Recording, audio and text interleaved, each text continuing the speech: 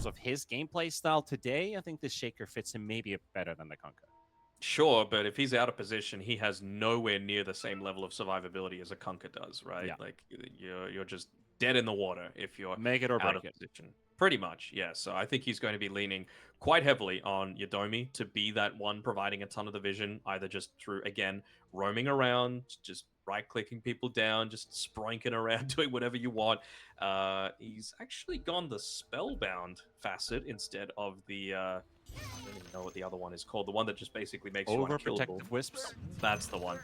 Yeah, so I kind of feel like, especially when you've got a Sven who's probably going to take a little bit longer than this Alchemist to, truly come online, you need to make space. You need to have constant tabs on where everyone is. And, that overprotective Wisps just means that you're either straight up not dying or you're at least living for another, let's say, 10 seconds. And that's an eternity for a Sven if you just know you're not getting ganked 100%.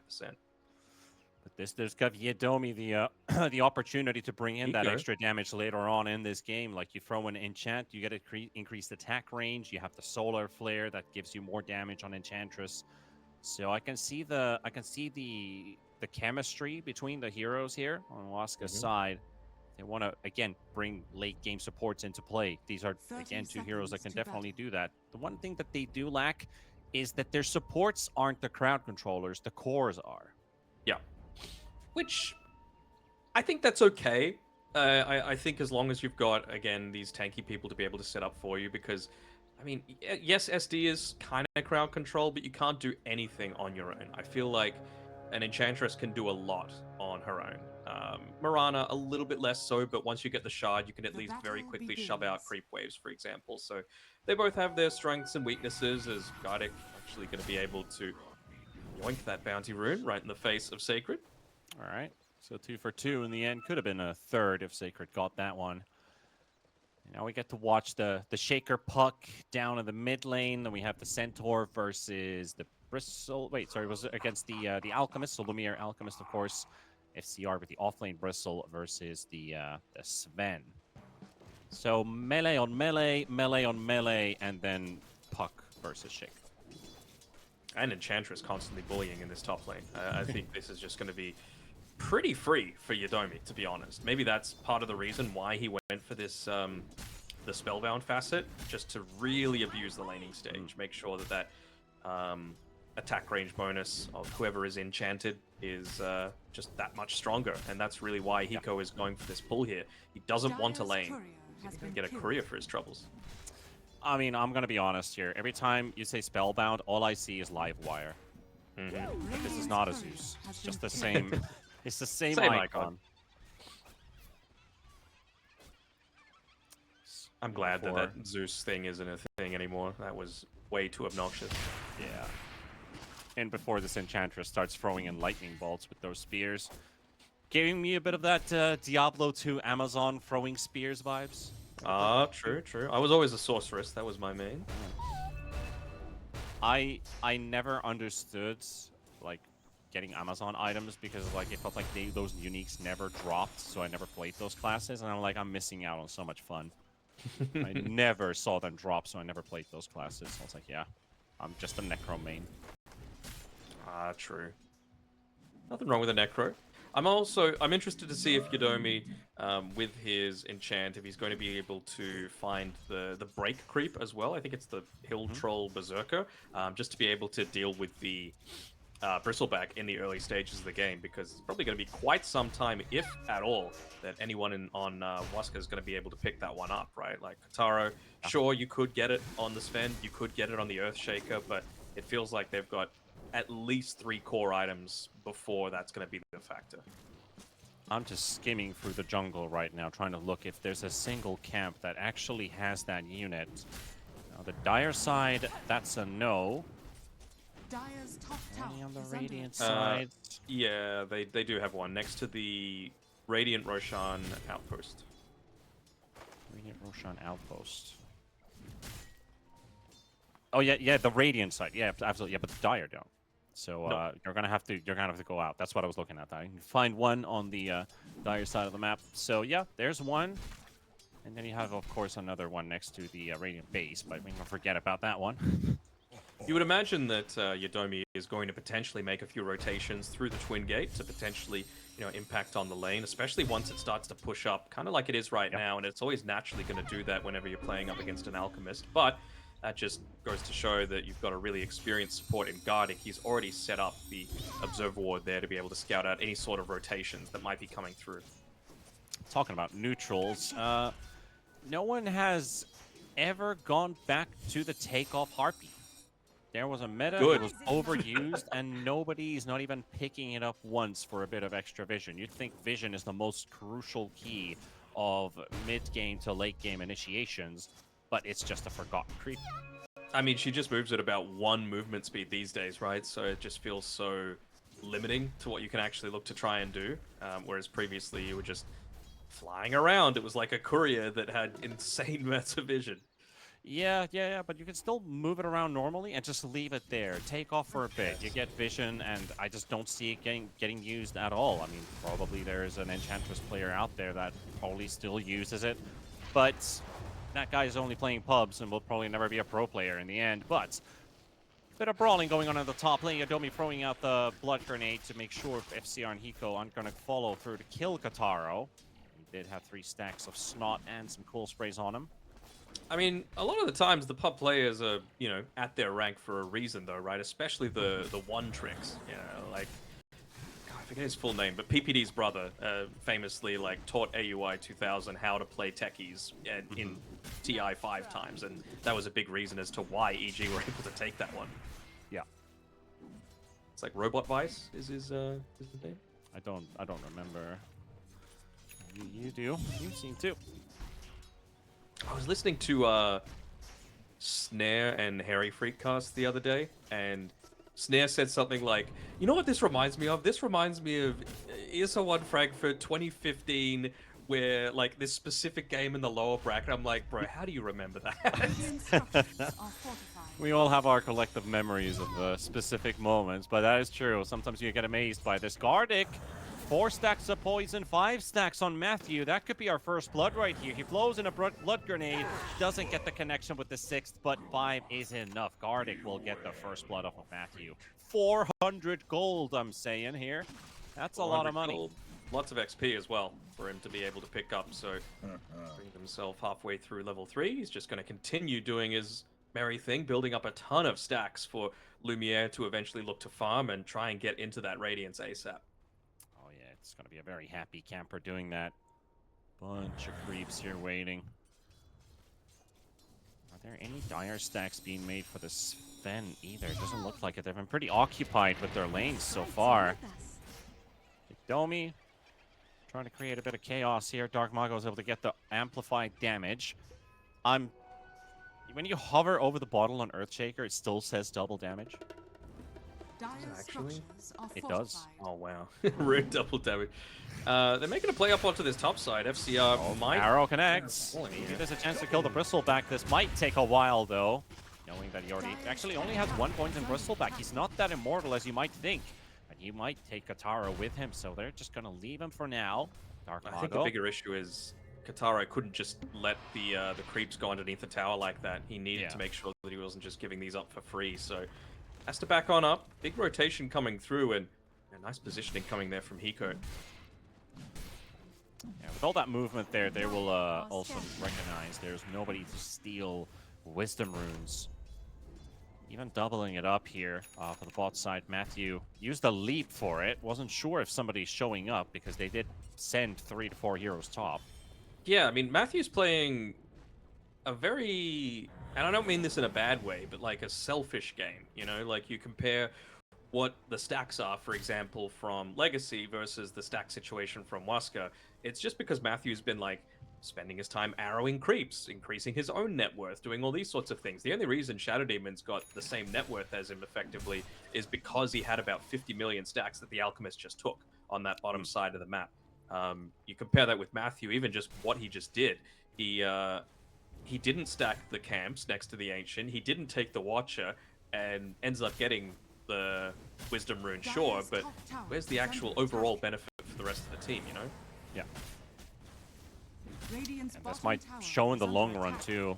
About timings and all. Alchemist, ooh, cutting it close there.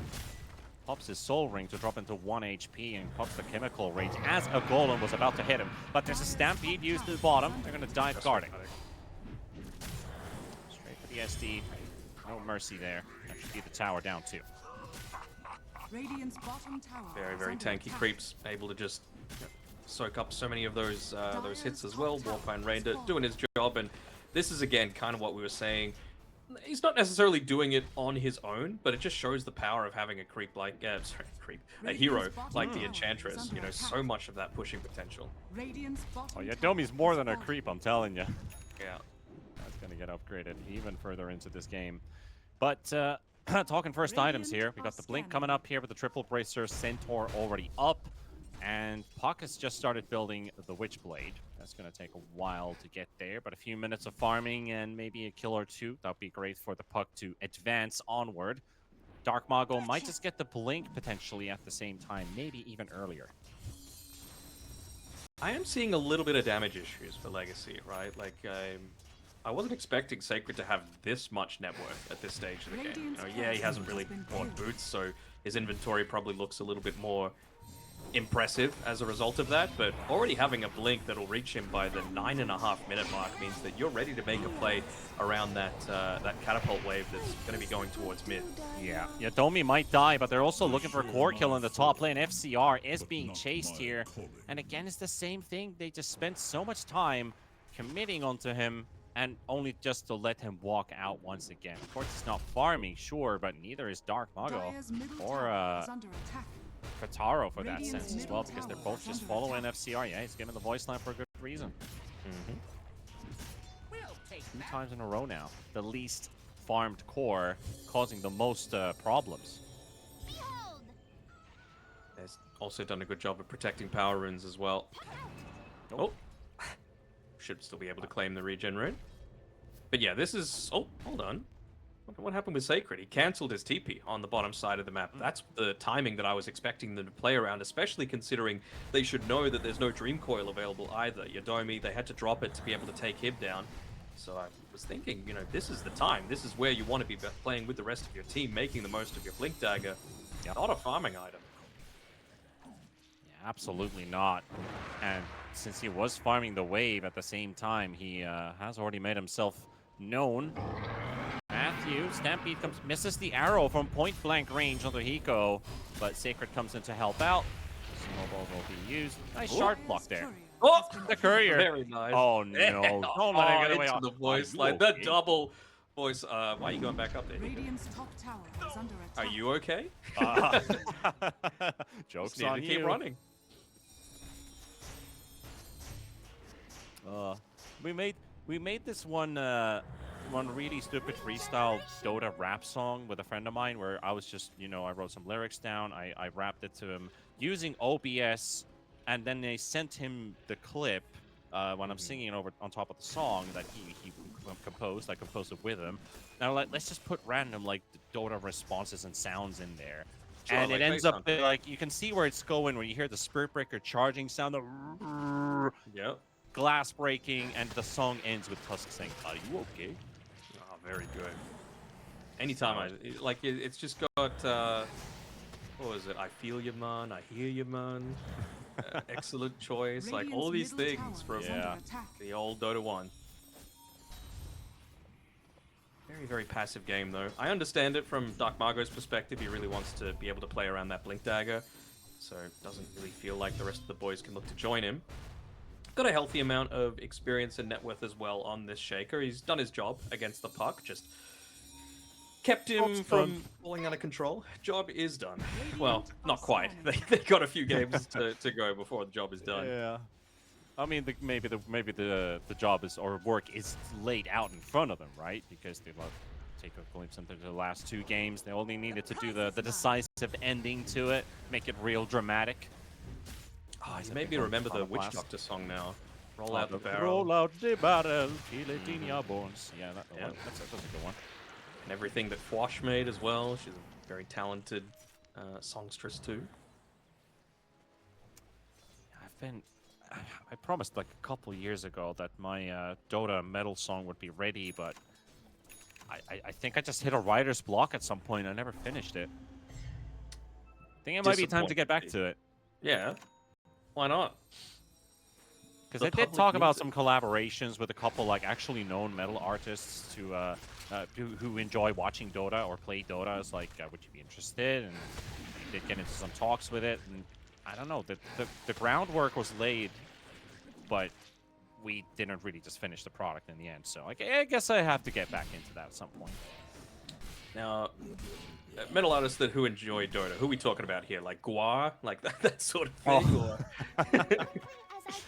Just gotta Fistful find of the right teeth. flavor for it. You know?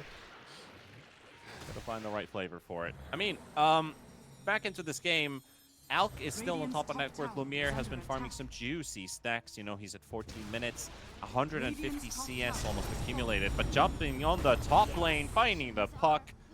Matthew's arrows, a bit of an extra on top of it, but Dark Mago will find his first kill of the game. Good Blink Dagger reveal as well. Invis rune on the Better bottom maybe side than of the map. Centaur's blink. Which we are still yet to be... Oh, no, never mind. He used it to move between camps, farming efficiency. He's just cosplaying anti-mage right now. I mean, they almost killed the Tusk with it, right? That doesn't count. Waiting for the impact of it. Random Cobalt running in between the tier 1 and tier 2 in the bottom lane, giving a bit of information, but... Oh! No, it's not information. Look at the log. Hmm? Lumiere denied the Wisdom Rune with the Cobalt. Oh, easy. You love to see it. I think it takes 2 hits, by the way, to kill those runes as well. Yes, yes.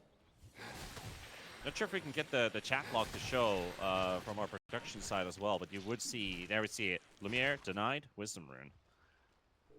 I was wondering, what the hell is that Cobalt doing? That was just a random stray catch. I was like, dude, that's actually big. I should have pointed that out like a minute ago. But...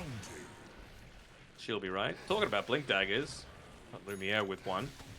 And, right. I mean, it's important to be able to, you know, engage into them, especially going up against a Centaur and an Earthshaker with They're their gonna own go. Blink Daggers. They're Yeah. going to go and do something with it. Do we have Good. Ags as well ready on the Bristleback? It is. It's coming on the Courier. So we got 2 big items here. Waska got to be careful. Shoving out the lane, doing the right thing here is Wonder Kid. Making sure they've got all the information that they could possibly want. They did reveal just by right-clicking the creep in the wave there on FCR, so they should know that there's a smoke happening around this period. Midomi was moving in that general direction too. Still, Legacy with a bit of a wraparound here. They also take away a Watcher. That's instantly pinged. But Matthew in the river. 6 seconds for the rune to spawn. He's going to get coiled instantly. And, okay, they're using a lot for this Marana. Dark Mago, there was a chance for an Echo for a second, but his blink was cancelled by that Puck Orb. So he wasn't able to jump in. And now they get to jump him instead. Dark Mago might just die, but the Stampede comes out. And Snowball's going to go pretty deep here. But for Eco's sake, I think he's going to be all right with it. FCR bodyguarding him. Kataro popped the God Strength, but nobody to hit. Still got my eye on Dark Mago though. Now he's got the Blink Dagger available. He's also got the Acro Slam back up. Can he find an avenue to be able to jump on in? Kataro might be needing to use himself as bait here just so that they go on him instead, but they know better on Legacy. And they're not going to make that same mistake. Yeah, Solar Flare, there is not a bigger indication of, I want to fight right now than that.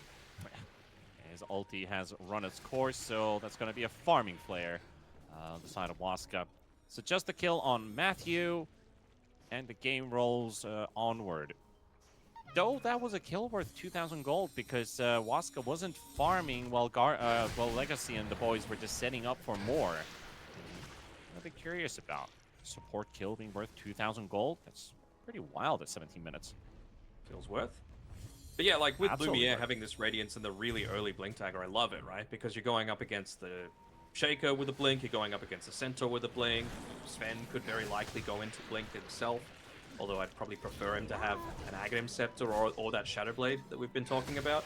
But it just means that they're not going to be able to get that instant Blink away, right? That Radiance Burn is going to tick in, and they're going to be a sitting duck. You kind of were forced to pop the Stampede there on Sacred for a purely defensive purpose.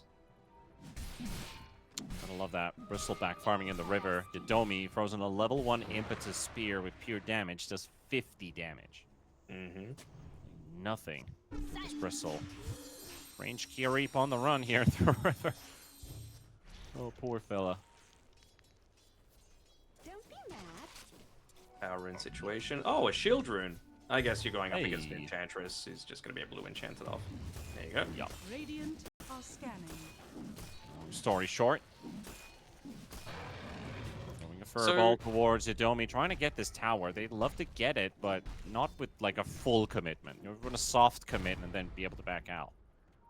You gotta say that this is probably suiting Waska pretty heavily, right? Like, the net worth is even when you're going up against an alchemist, and you're still very, very happy to continuously scale. Like, Shaker is still working on his Aghanim Scepter, Sven working on Yeah. his BKB. Yeah, I mean, I'll say yes. It's just the 3k swing that worries me a bit, where nothing's been happening and Legacy's getting more. But that's again, I guess, the alchemist effect. But Just this is finish where this you're BKB. really trying to be playing around the Dire's middle bristleback, tower right? Like, is this under is the attack. time. You had that. It was a good smoke. It just didn't land onto anything. You know, they instantly gave it up by just right-clicking a creep and appearing out of nowhere. You know, that's Yeah. an indication, and they used a lot to be able to just kill a Mirana. You know, Dream Coil, if they had kept that, then when you went in and you blinked in on the Alchemist and they tried to stampede away, you don't actually get away. Now you've got a Blink Dagger on Wonderkid as well, so just more of that initiation. Feels like they're gonna want to make something happen here. 3 braces on the Tusk, of course. He's Of course. a tanky boy, so he's very, very happy to commit in with the rest of his team. Basically, the only one that's going to be sitting on the back lines is Gardic. Smoke, I would imagine, is just about to come. Just making a quick Alk Illusion, maybe getting the Radiance Burn to help push out some of these waves. Radiant's bottom tower Could get is some under farm of attack. his own going. Might just be Vision as well, but not lasting long enough for it to Yeah, really a be 20-minute effective. rune. They are really contesting Radiant's these action bottom runes tower heavily is here. under attack. Oh, There's is Denzin's Cobalt gonna Bobo. do it again? Tower is under attack. Are scanning. You have to protect that. Radiant Scan connects into the triangle. They hope to find the Sven here, but that is going to be the scent. They alt, they initiate and go. It's Sacred though, Lumiere. Dire's middle Okay, he's tower going to go has for it. fallen. Drops the acid spray. That's already No sent down to stampede. half HP. He is so weak here. Gets the stun off. No backup is arriving. He will not use the Stampede for his low ground heroes. And they'll also get that mid-tier 1 tower, so Finally. the smoke does pay off for Legacy, and it absolutely needed to. You know, you needed to be able to make the most of these timings that you're hitting, because Sven, he was just sitting back. He was farming the entire time. He's got the Sanjin Yasha picked up as well, so doesn't want to be just kept in place, doesn't want to be kited around all that easily. He's happy to pop a Dream Coil and just continue to try and run at you. What does this net worth really tell us here? Like, Alk is farming heavily, but Sven's keeping up. Net worth staying tied. You're saying it's a good thing for Waska. Well, I guess we'll see in a moment if there is a fight happening here. Hiko has vision, but they're smoked up, not going in there. TP's to bottom. Puck Illusion probably scouted it out. I hope this is... They'll recognize it's a bait, but they find the Shadow Demon. That's a good kill. Gets sluggered away. However, the turnaround comes out as well. Silenced up, doesn't get the echo off. Hiko perfectly times that wall response at the end of that silence. Still got the One, coil one, as four well. Down. They chase down Yadomi. Maybe chase down somebody else as well. Matthew's on the run. They have a new solar flare. Sven's not joining in on this one. So that's 2 kills for support and a tower. And they do need to be able to make these active plays, right? Like, you're not going to have this chance once you are eventually going into the Silver Edges, once you're going into the BKBs. It just becomes so much more challenging. And you've also got, like, Bristleback is a legitimate core, but that does mean that you are going to be lacking somewhat in terms of the aura situation. So, you know, you might be very scary on your own, but if you get that break creep, if you get the Silver Edge, you're not really as worried about the Bristleback. In the meantime, you've nearly got a Crimson Guard on the Centaur. You've already got the pipe for him as well, so that is something that is going to be a bit of a concern for them moving into the later stages. Also closing up on Sven timings here. Usually the 25-minute mark where you have Mask of Madness, Echo Saber, BKB is your go-to. But he has disassembled the Echo Saber just to get the BKB up. And of course the Mask of Madness still there. Sanjin Yasha brought up in between. Alk is also lining up the SNY. Actually, I think he already has it on the courier on the way. They smoke up again on Legacy. Yep, that's what needs to happen, and they would love to be able to take a fight around this Roche pit. The big difference is going to be, is Dark Margot going to be in a better position to actually impact the fight off the back of his Echo Slams, even just with the Aghanim Scepter. Yeah, yeah. It's going to be a race for it. They just took the Tormentor, which means Waska know that they're going to be a bit far away. Do they? Yeah, like they're going to make it in time. The Solar Flare is going to be enough. They're going to rush Yep. this Roche down. Oh, and wouldn't you know it, Harpy Scout on the high ground there, just giving a lot of that extra vision. They did it. I am positively surprised. Oh, hold on, hold on. They might be trying to pick off some stragglers here. It's just going to be Yodomi, though. Okay, looks like it's just going to be Yodomi. I remember the last time I tried to hate yeah, Oh. almost did it again. Guards blocking the Enchantress. It's not the overprotective Wisps anyway, so that's just one heal, and that's all you got. Point to the other side. Might have lived if he had it. I'm just saying. Yeah, maybe he could have. Yeah, like the last time I tried to say stragglers, I called them stranglers. So, but this time no stranglers around. So Age is secured for Dark Mago. The Earthshaker will carry onto it, since you know Sven, not the best Aegis carrier. No, definitely not. I think Earthshaker again. Dark Margot wants to be up in the face, basically. Like, just constantly making the plays. There's a reason why, you know, some of his signature heroes, the aggressive mid-Mars, the Bat Rider, all these sorts of things. He doesn't want to sit back the entire time. He wants to get stuff done. And considering the last time he was about to get his Echo off, he just died to the Walrus Punch in the end. So that silence duration enough to kill him once, but can they do it twice? Probably not. Not answering that Shaker. They are smoked up. Legacy, gotta be careful now. Lumiere. They've got vision. He's in a good spot. Yodomi, smoke popping. So is Sacred as well. They're going to get the fight going. Dark Mago, they already get themselves onto the Shadow Demon. Gardic is dead on the side of Legacy. Now also focusing on FCR. Oh, a triple! The Bristle. And there they just slice and dice him down. And Lumiere's TP cut short. Ultra kill Kotaro. This was that scary point that I was talking about, and they didn't even have the break for this as well. They just got the correct side of the Bristleback, where they're able to use their stuns on stuns on stuns. Wasn't able to pop anything. He doesn't have a BKB or anything of the sort, and you just see how quickly he melts. I love it. You win a team fight without the big Echo Slam audio effect. Not needed. And, I mean, I keep talking about this break potential. Kotaro got every single one of those kills, so that's just basically giving him Shadow Blade instantly and brings him so much closer towards that Silver Edge. Absolute value. That's all it is. I'm still just I feel like giving just an applause for Yodomi with that Harpy. Actually, wait, I have it on my soundboard. There you go. Well done. Well done. You can't hear it, but actually, I'm not sure if you actually can. Yeah, I heard it. Oh yeah, true, yeah, good. But absolutely deserved the Harpy. 5K lead now for Waska. It could just grow even bigger from here. Bit of a refreshing change as well that Waska is already this early on leading a game. A lead for them? Unheard of. Oh, what is that? They don't lead, but they win games? What is this team? How do they do that? FCR. FCR might be going in a little deep here, though. Just wondering how deep they want to try to push this one. Sacred was waiting there in the tree line with his auras ready and waiting. At bottom lane, that seems like the big prize. I think you want to be... Well, I guess they've still got the glyph available, right? To be able to stop this push from coming on through. Just gets the impending corruption debuff off there from the Orb of Destruction. Let's go down a little bit quicker. Making the most out of this Aegis. Was it impeding? I thought it was impending. Yeah, I thought it was impending. I mean, it would make sense that it's impending. It's impeding. For me, who's like trying to pronounce the Seats of Serenity ability, the Murderous Dale. Hold on. What is that Stampede for? It's actually to try and catch someone, but it's not one where you're jumping straight in. Caught one. FCR is actually the one getting caught here. Nice. Buddy's coming out. They'll save FCR. The high ground here, the shard block as well. He's already done it. Just trying to run. FCR gets himself out. Tusk, he'll drop.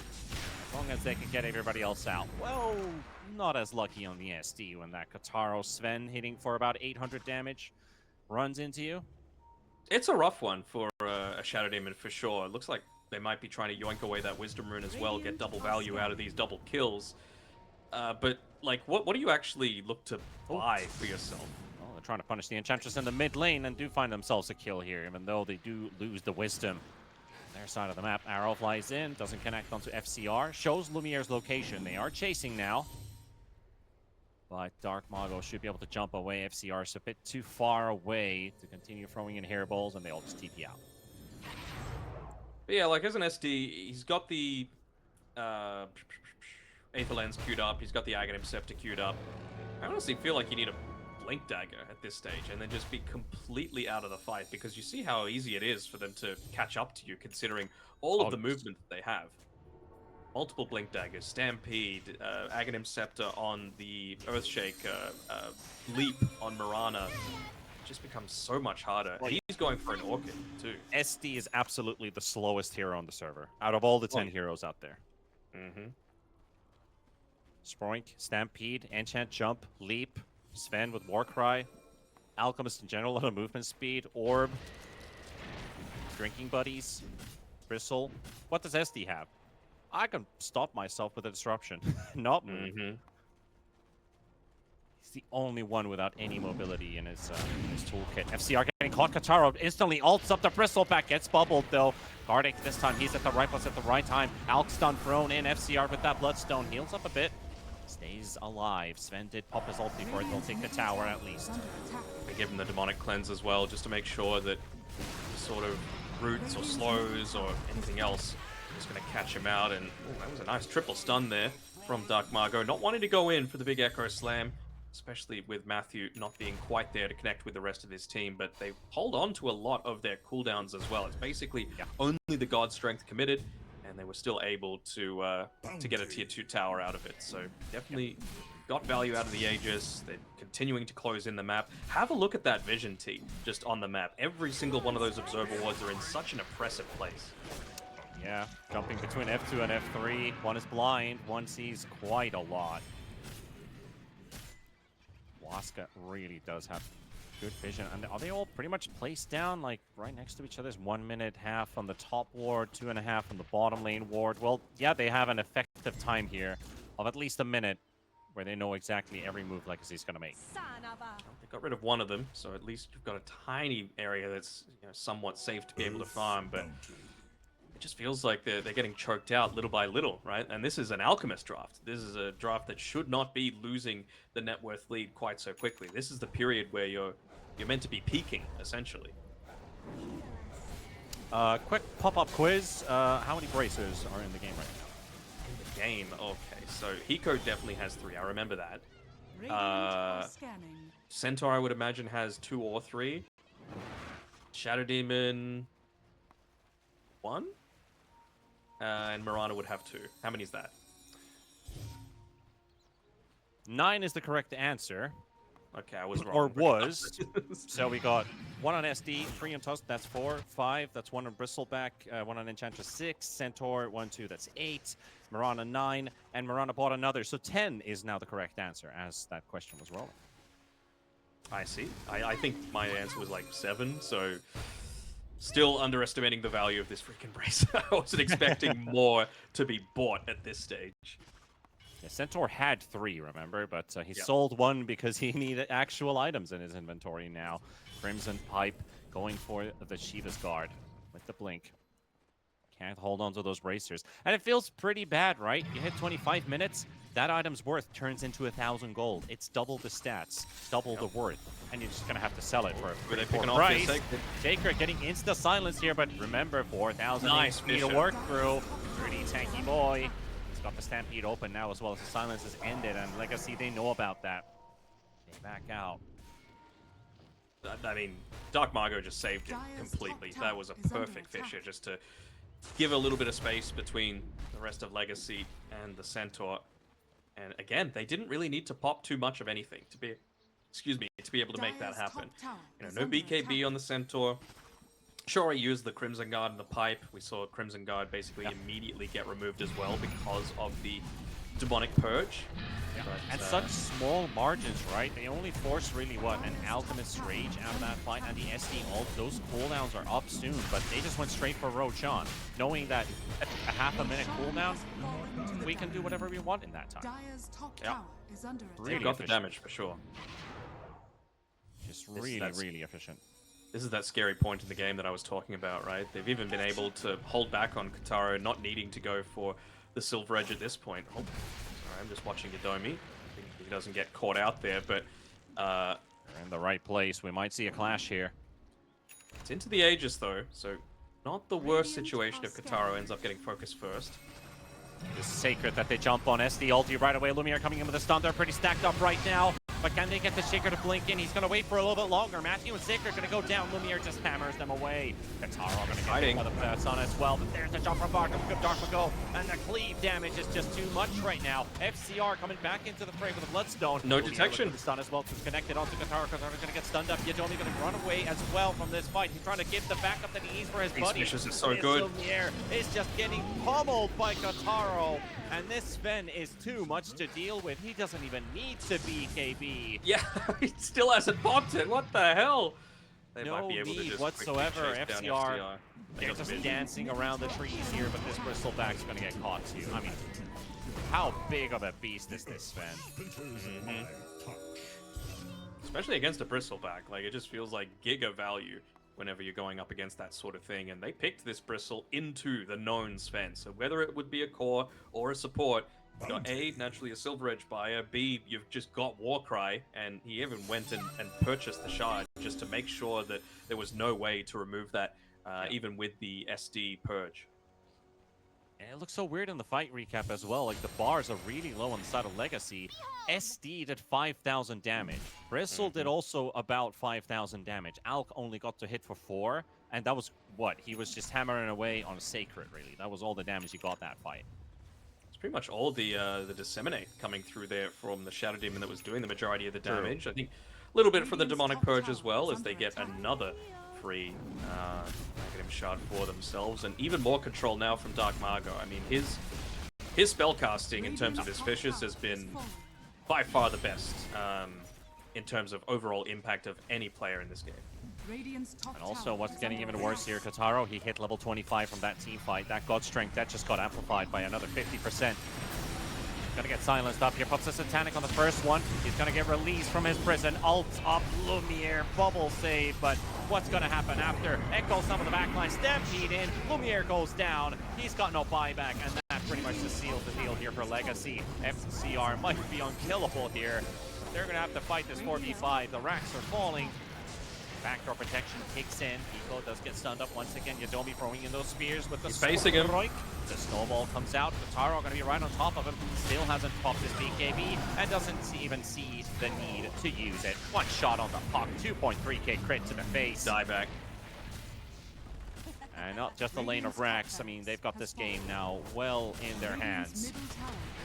It's in the bag for sure. In the That's bag. a pretty easy predict coming through there as Kataro just wailing in onto this tower. And this is what I was worried about. You know, if they were going to continue to... Oh, hold on. This is another buyback? Or has he lived the entire time on FCI? I just don't think they care, considering they've got the Crimson, they've got that Warcry. What are you really all that worried about? It feels like at some point, Bristleback theory was someone's going to die to the hero. Just draw him away from the rest. Now we don't even care about the Bristleback. He's there. Now we finally get to close him down. And that's everyone dead on the side of Legacy in the end. 10-0 and 5 beyond godlike for Kataro. Going to show that you don't need the uber traditional carries to be able to make this work. Right now, all Lumiere can do is watch from the high ground of his fountain as the rest of the base starts to fall. Might go for one last attempt when you've got the puck and the Shadow Demon available, but you've got, well, I guess the pipe and the Crimson are down, but it would need to be the perfect symphony of skills if they were to make that happen. Lumiere loading up the stun here, trying to go for one more attempt. Gets the double stun out, maybe onto the Shaker, but Ancient is down to 1600 HP, but they will fight this one through. They've taken down the SD. There goes Lumiere, and there goes game number 1. Waska for the lead. And the traditional position 4 buys the Desolator, just as a bit of style points to be able to finish it up as well. Of course he did it again. I was, on Matthew, right? Yep. Yeah. He doesn't necessarily have an easy game either, right? Like he's playing against a Weaver Tusk. Weaver is going to be chunking you down in lane with the drinking buddies. I was getting worried for a moment that FCR actually had the reverse polarity, but thankfully not. It's easy to mistake that facet. They saw them place down that observer ward, by the way. A little surprising that Dark Margo would just walk on up and place that after Weaver literally just saw them break the smoke there, and they're even going to give Wonder Kid the solo XP as well. Hmm. Never mind, Yeah. Gardic yoinked a little bit of it. They thought they were far enough away. You can do that with Dota Plus, right? Like you can show the experience 30 range with seconds like to battle. alt and right click. Yeah, I think so.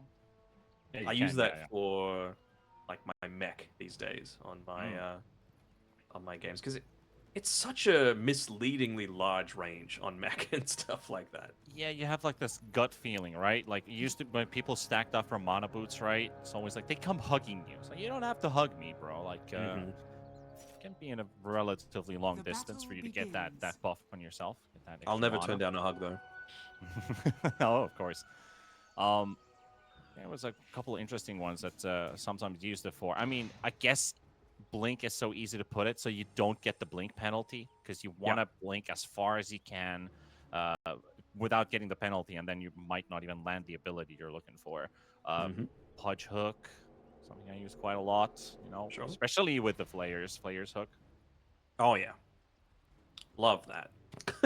Love more pudges in my games. I Like was we did going on for- an absolute pudge roll. I had a 91% win rate in a month on that hero from like 28 games. I only lost 1 or 2. I was like, can this be real?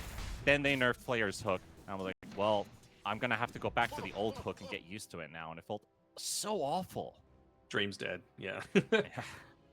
It's kind of like with the Sand King players, right? 736 comes out. He gets huge buffs. He looks great in the A patch. He's garbage in the B patch. I think he got like a slight buff later on because they changed his ags into the stinger above the what was it before? The random stun, the burrow strike locations before. And then people started figuring out Sand King, and this is where we are today. And hopefully we don't see too much more of it because it is just way too obnoxious. As is Waska in this bottom lane. Nice spell casting though by Legacy, making sure to get the double value out of things like the sticky bomb. You're getting double value out of the shockwaves as well. And if you can read Kataro's movements right, that level 1 Shukuchi can never be used aggressively. You gotta get yourself in a safe area. 15-second cooldown. If you are in no man's land after Shukuchi ends, you're just dead. The hero has so slow movement speed, he has no survivability, and Tekis is perfect for that cause as they just dive the tower. FCR misses the skewer. Kataro lives, and with the creep still tanking the tower as they didn't actually do any right clicks here. Kataro doesn't get the deny. No, he doesn't even live from FCR's hammer. And first blood is spilt. Dark Mago goes down to the sniper as well, so Wonder Kid getting the second kill for Legacy. It's just again that annoying way that you are able to play as this sniper, right? Like you've got so much oppressive damage from relatively far range and Tiny with 0 armor. What can he really do about it? I was wondering a bit about, like, Sniper does right-click really hard, but does he get the benefit off of his shrapnel versus a Tiny who has generally a lot of high HP? But then I think about, like, in TI and stuff, we've been seeing DKs getting punished by Sniper a lot because they're not regenerating fast enough versus the damage they're taking, and then the shrapnel just finishes you off. It's one of those things that like has amazing impact in the early game. Does fall off short in the later stages, but it just makes you such a rough lane to have to go up against. And every single one of these lanes is going well for Legacy, which is exactly what they were wanting. It's exactly what they need to happen if they're going to slow down the aggression coming from Waska so that their Ursa draft isn't punished. Yeah, the Ursa farming the lane, but the SD has to teleport to the tower as he steals the healing Lotus. So that's his teleport gone. Won't be able to play aggressive again. He goes for a quick pull to get that lane closer towards his tower. Lumiere happy about that. Matthew will just get some free pokes onto this Ursa meanwhile. Sure, they're just keeping an eye on the Underlord as well, realizing that he didn't have any mana at that stage, so that's why Lumiere could afford to be in that 1v2 lane. There was no danger of him being caught inside of a pit or a firestorm.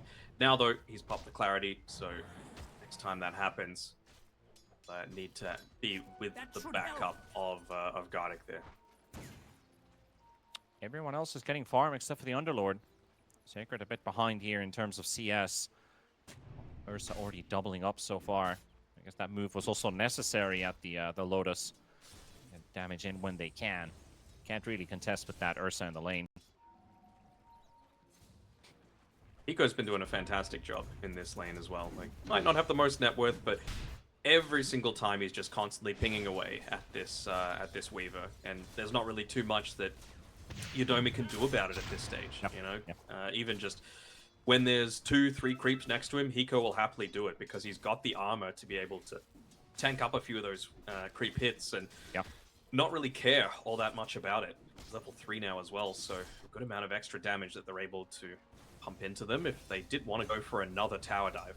Yeah, and just being in the right place at the right time, right? It's looking a bit easier when you say it. You give a lot of confidence in it, but playing versus Weaver Tusk is a kill lane. Right? If you are in the wrong place, this Techies could just he could have easily just died like twice already in the laning stage so far, but he's done a great job giving everything this FCR needs and not allowing Waska to get those kills going in that lane.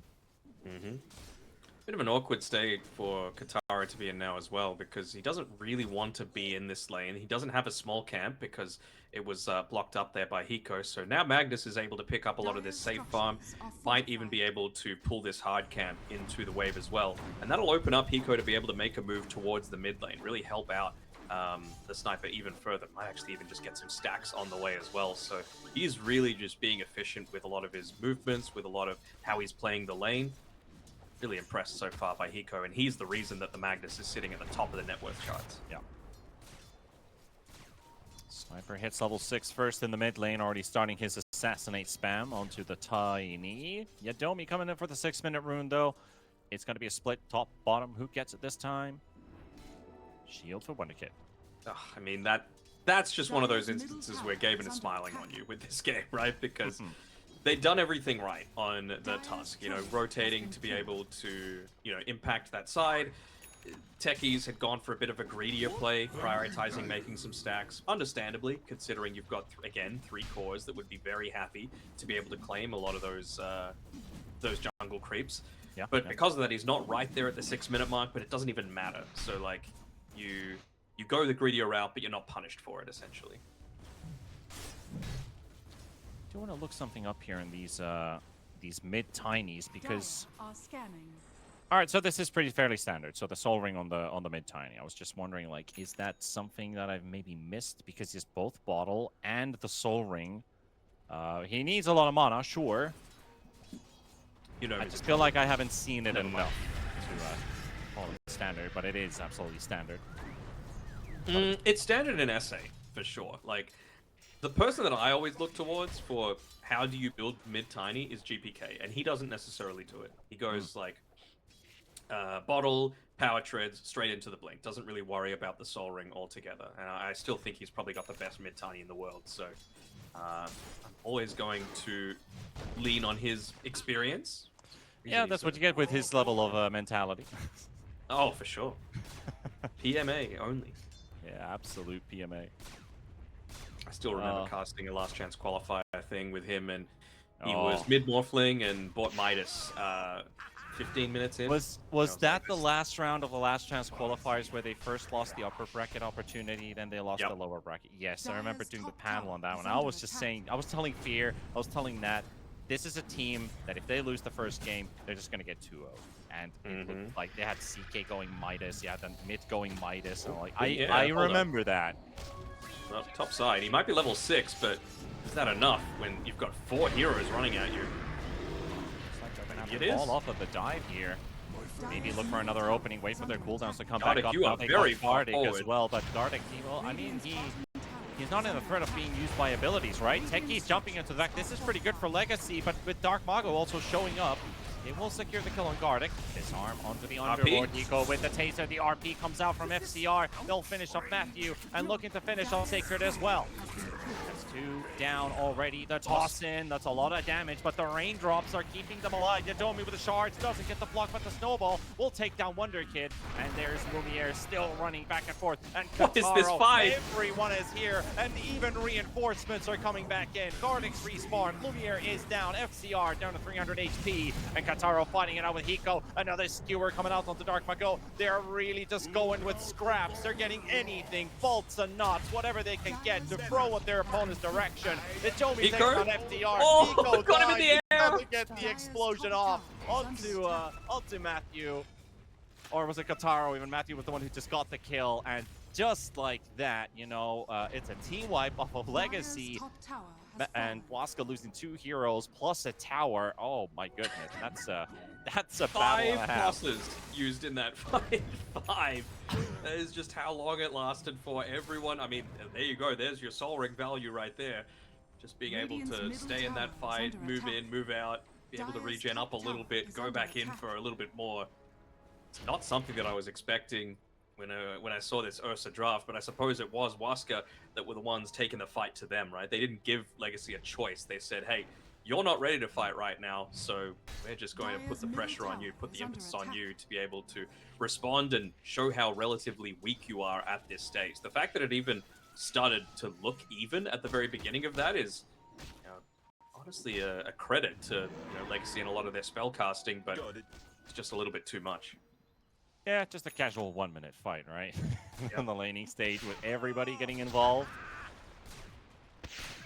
Only bringing in the SA spice once again. Like last game was maybe a bit too conservative. We had like, what, 10 kills in 20 minutes, but now it's already double the pace of that. This is without support ultis as well, right? Obviously Waska have picked up a few because of, just the length of that fight. So now Tusk level 6. I'm assuming they're going to give Matthew a little bit of solo farm in this mid lane. Really just wanting it to be in the safest position possible, as close to his tower as he can, so he, even though it's the 10-minute mark, he ended up body blocking a whole lot. Bit of traffic heading towards down bottom. Wonder Kid with Gardic, hoping for Yadomi to extend a limit so that they could just jump on him. Kotaro's also here. Are we getting another fight down in bottom? We got a lot of people coming in here. Hiko and Lumiere's considering making his way there too. His Battle Fury, I mean, the funny thing about that entire last fight, right? Lumiere got 0 assists, 0 kills. So he got no progress to his Battle Fury. Which, if he did get a couple kills, he might actually... Yeah, hilarious in a way. I mean, it's pretty awkward for him, but... still, like, no progress towards the big item that he needs to get to. And this is why, these Battle Fury heroes just aren't picked up anymore, because you just can't contribute in a similar sort of way. Like, Weaver was doing a lot in that fight. Geminate attack, you've got, again, the Drinking Buddies, which has, how many points in it? 3 now at this stage. It would have had that in the fight as well, so plus 70 damage when you're double attacking just feels way, way, way too good. And it's almost level 7 now. Pretty powerful in general. Arcane also secured for Dark Mago. Lumiere unable to take that one away either. He should be farming, but he's looking for an action rune. Maybe hope that maybe it's an AD. I mean, if I look at the rune cycle, it's been regen, haste, arcane. So then there's illusion, invis, and AD still shield. out there, and shield. Oh wait, shield. Shield we got at the right start, right? Yeah. What I really want to see, as Matthew has stolen Overpower, is Rubik and Tusk making plays together with the Drinking Buddies and the Rubik with Overpower. I want to see how quickly something dies. You can maybe kill the SD or the techies pretty quickly. For sure. Hidden combos. Come on. You're close enough. Go do it. Yadomi is around now, maxed out. The Drinking Buddies, 95 damage now. Come on, just press that smoke button. You know you want to. Matthew's actually going for a Blink Dagger as well. So really wants to be there to be able to... He's trusting the fact that he's going to be able to steal this RP and make some turnaround potential happen. I mean, yeah, he's like... the only thing that kills him is damage, right? So it's not like you have someone who wants to blink initiate on him. They have other heroes to worry about. Techies has to worry about the Weaver. Magnus probably the same thing as well. Try to control the cores. This could be a game where Matthew has a lot of freedom because Ursa runs in. You can just lift him away. This is like if you go for blink, he could be anywhere, and he might just be the MVP of the game. Like this is a game where it's set out for you to have success. They have basically zero control outside of this Magnus. RP mid. They're going to catch the Tiny, push him into the river, and there's one set of control, another one on top of it, and the burst is going to be sufficient. 5 versus 1. They were able to steal Empower, though, which, you know, not the worst for you to just be able to provide. They lost both wisdoms. They sent 5 heroes mid, and they won't be able to secure their own wisdom, so Yadomi taking it away. Oh, What a skewer counter. Why is there not a letter patch already, T? I like, surely just nerf the drinking buddy's range by the level of it that you've skilled up, right? 900 at all levels is just nuts. 6, 7, 8, 900. Bam. Easy. Balanced. Yeah, I mean, I've been saying that about Stormhammer on Sven. Like, level 1, it should have the same thing with shorter range. Sven's not busted, though. He's not, but when he was being spammed as a 5 in every single game, I was like, can you just do something about that, Hammer? I really feel like it was only Kataomi doing that well, though, is the thing. That is a tower down. Yadomi, Kataro. Dynamic duo. 6 letters in the name, that's all you need. Mm-hmm. FCR. Yeah. Push out the lane. Lumiere, yeah. He's got that Battle Fury now, 15 minutes. Well, he's had it for a while, because he does have 1,400 gold towards that Blink Dagger. That will allow him to finally start making some plays. Talking about plays. Look at mid. And look at FCR and Hiko. The things they could do together. Yeah, that's the other thing that I've been considering is sort of like a... Margot? You're in a little bit too deep, my guy. I mean, again, it's the style that he likes to play, but I'm not so sure if that's the best possible option for you, because you told me. Teleporting. Once again.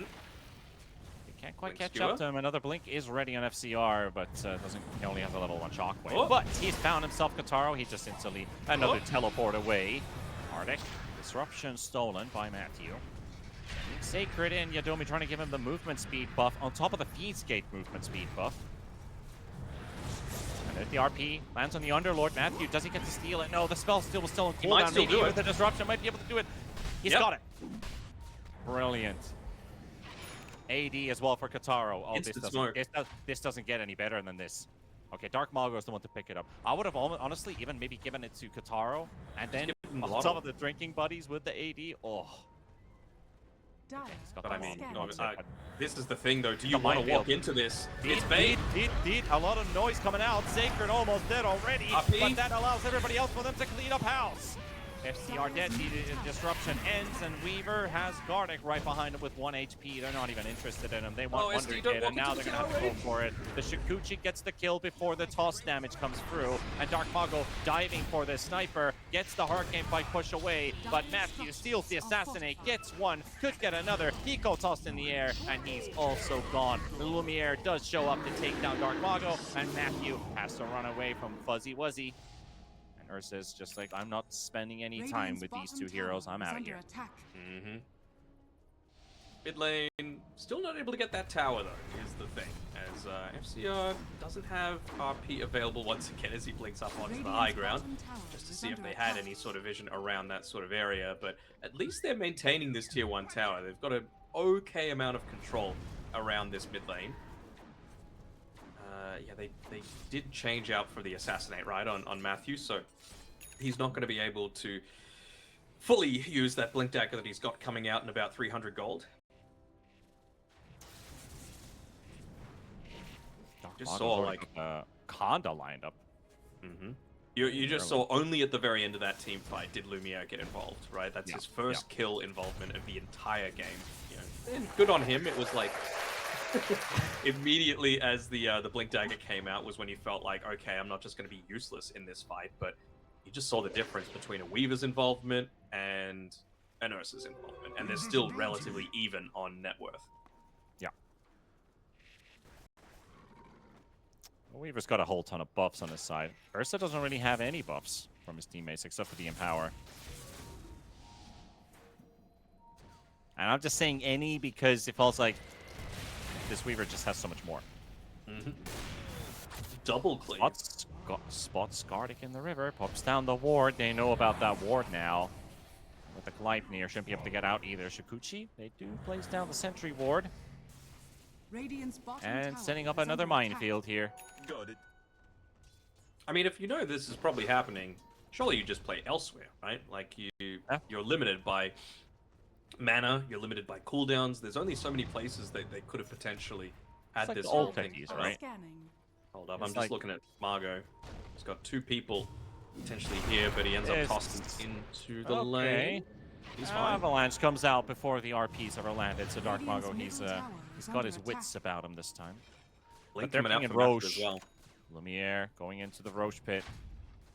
Oh, what is it? Radiant The are smoke scanning. is not on the courier. He just bought it on Matthew, so they're not going to be able to smoke into this. They know it's going on, but just a little bit of missed micro coming out. I think he actually dropped it in base and put it on the Tusk's courier. So maybe run. it gets there in time, but probably not when you're going up against this Ursa. Well, they spotted Gardic already. They're trying to rush this Roshan. 1500 HP remaining. They're going to lose this SD maybe. No, they can't even get the kill through. And Lumiere, No. Wataro's right next to it. He's Gets so the low. kill. Malice out, but that Aegis does go down. Did you see those cleaves onto the Weaver? Like, he nearly just melted outside the pit Yeah, because that of was the a couple cleave. stacks. Couple stacks on Roche. Yeah, that hurt quite a lot. Dark Mago goes in though, and that's your Aegis gone right away. They're all stuck inside the trees. FCR's got nowhere to go and doesn't even get the chance to blink away. Wonder Kid's gonna be in trouble as well. How much can Lumiere do? How much damage He's can he waiting do? back. Because his teammates are an absolute chronic right now. They'll take Oh, that what a Wonder play. Kid. And FCR, he doesn't even get the chance to use his RP. Matthew is just toying with him, gets the double kill. And he's got Skewer on himself. He could blink Skewer somebody. Snowball onto the Ursa. Lumiere down. Hiko getting chased as well. And looking for the 4th kill. And that... it's not a full team wipe. It's That's pretty much it, right? Gardic just has to go with the full-on retreat, and I mean, if you've got your saver running, then who's left to save the rest of the team, right? They're gonna move on into mid. They deal with all of these annoying little bombs, and Domi's very, very happy to soak them up with his 50 million braces. Just TPs straight back to base, and well, now once again, you feel free to just roam around the map, and I don't like keeping on harping on it, but Dire's it top just tower feels so is much under harder attack. for this Ursa to be able to do anything until you've legitimately got 3 items, whereas Kataro, he's been joining the team, making plays, even though he's effectively only got 1 item. You just see the difference in terms of overall game impact. Yeah. 10 kill involvements versus the 1. Also 10,000 gold lead. Waska definitely back up in form. Riding the momentum of that game number 1, continuing where they left off here. Legacy gonna start to feel the pressure. How much can they actually still achieve in this game? How much can they do? Sniper still got no damage items. Ursa has pretty much now got into fight form with that recipe and the BKB almost ready. Yeah. But Desperately really, I think needs the it. big issue is that Sniper is looking like a pause 4 to me, to be honest, when I look at that inventory. Like, a lot of support snipers have this at this stage. And the thing is, like, you kind of needs the Hurricane Pike, right? Because you're going to be getting caught by Yeah. Gleipnir, you're going to be caught by Hurricane Pike, you're going to be caught by even just Ice Shards as well, on top of everything else, so it hinders your net worth or your farm generation so much to be able to go this before a Maelstrom, but it's very much a necessity, and It is, and that's what we always talk about. Like, do you ever even want to be in that position to force your survivability item above your first farming item? So always, we've been theory crafting this quite a lot. We talk about it so much as the techies is dying in the top lane, Radiant's that it middle feels like tower you is always under need to get attack. Maelstrom before the Hurricane Pike. yeah, and I mean, it's, I don't know, maybe it's just the wrong choice, you know, because you Radiant's do bottom have tower is under the attack. Gleipnir that you're going up against. You do have the Pit of Malice that you're going up against, but you've got a Shadow Demon, and he was lucky enough to be able to get the Demonic Cleanse. Maybe it could have just been, Dire are you know, scanning. communicated that, hell, even if at the 20-minute mark bottom you tower don't get is under the attack. Tormentor Shard, just buy one, because it has really good value this game. Oh yeah, absolutely. Yeah, there's Radiant's bottom tower has fallen. only Gardic has it lined up, or maybe even the Sniper. Like, you'd start to think about, like, I need that grenade too. Yep. As that shard lined up in his quick buy. But he's not done with the Mithril Hammer. That's another 1,000 gold he needs to get. Bottom lane, Gardic. He's hiding in the trees, but not hiding well enough. He does get the cleanse off of the Gleipnir, but that also means he's going to get chased here. And Matthew, well, it's just a Shadow Poison steal, but that has pretty long range. If you hover over the Shadow Poison on Rubik, yeah, that's a big circle. Gee, I didn't realize it was that much. Yup. Plus the It's eye like of a the Vizier as Marana well. arrow range type of stuff. This is like, it says 1865, but it feels like 3,000. I like the way that they're playing this as well, right? Like, Weaver is the one that's doing the majority of your pushing, so you still want to put him in the areas that have the potential to be able to take towers. Right now, they're just playing the guessing game of where is this Magnus? As soon as Mag reveals on the map, like right now, you see there's an instant ping onto the bottom tower because they're like, well, he's the only way that we're going to die. So as long as we know that Magnus isn't, you know, here rallying behind the rest of the team, we can pretty easily just get another free tier 2 for ourselves. So credit needs to be given to both the map awareness as well as the warding that Yudomi has been able to place down. He's been on point. Even just, he's taking towers. Why not? Can somebody help me out here? Buddies on the Weaver. Plus 200 damage on top of his 117. Pretty balanced. Incredibly. And they've even got a Yule Scepter here as Hiko. Yep, see you later, buddy. Yule Scepter on the Rubik with his 50 million cast range, and it means that, you know, you might be able to pop that Enrage on the Ursa, but doesn't feel all that great. Going to be able to clear off that Overpower as well. Feel a whole lot weaker as a result of that. So you're very much tied to this BKB almost entirely on Lumiere. Yeah. One thing I'm a bit worried about here about this Hiko Techies is that ever since he had that minefield in mid twice, he hasn't been able to place down mines anywhere. Oh, Wonder Kid caught on the right side of the map here. Domi's baiting him out there with a Walrus Punch for a moment there, but now the Force Staff doesn't really save him. Taro finishes the kill. Is that they don't have a minefield anywhere. Right, look at the shrapnel range on Matthew. Oh no. Oh, okay, that's even bigger. It's ridiculous. 2100 range. Very balanced, very fair. Oh, there we go. There's a mine. Might only Got save. the last keyword. Demure, mindful. It leaves you still capable of pushing in this tower. Like, they're playing this exactly as they need to. Like, as long as you've got information about where the Magnus is, just group up. Not necessarily as 5, like as 3 feels like enough, and then use this game-breaking combination of the drinking buddies to just take towers. You're still keeping ahead of an Ursa that's almost entirely dedicating himself to just farming jungle. That's it. All he's doing is farming jungle. It's not impacting the game state at all. Can we just rename it to Game-Breaking Buddies? Sure. Awesome. Kind of feel tempted to do that whenever Ursa taunts as well, which is simple clap. I got a drum beat, but it's pretty bad. And I got a brass sound effect. Oh, I don't even Wonder know Kid's what dead. it does, so I don't want to do that. Oh, again. Yep. Yeah, he's dead. Yeah, I think we can ignore that. Nobody's coming to the rescue either. What can you do to save poor Sniper? Sacred Underlord. Hold on. Dark Mago. Same spot every single time. This is his absolute kryptonite.